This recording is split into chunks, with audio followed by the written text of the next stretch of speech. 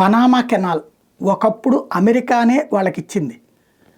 అయితే ఇప్పుడు ఆ పనామా కెనాల్లో అమెరికన్ నౌకలు వస్తున్నప్పుడు వాటికి ట్యాక్స్ తగ్గించండి అంటే యూజర్ ఛార్జీలు వాళ్ళు వసూలు చేసేది ప్లస్ పన్ను వాళ్ళ దేశానికి వర్కౌట్ అవ్వాలి కాబట్టి.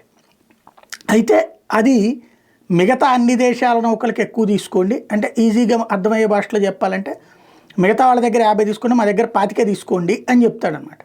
దాన్ని వాళ్ళు అంగీకరించట్లేదు. అందరికీ సమానంగా ఉండాల్సిందే అంటున్నారు. ఒకప్పుడు 1910లు 20ల టైంలో అమెరికానే వాళ్ళకి ఇచ్చింది కాబట్టి అది తిరిగి తీసుకుంటానంటూ మొన్ననే మాట్లాడుకొచ్చింది. ఈవెన్ ఆ దేశ ప్రధానమంత్రి చాలా క్లియర్గా చెప్పారు, మాకేమి ముష్టేయలేదు లేకపోతే ఉచితంగా గిఫ్ట్గా ఇవ్వలేదు, చట్టబద్ధంగా మాకు దక్కినటువంటిది పనామా కెనాల్ ఎవడూ తీసుకోలేడని.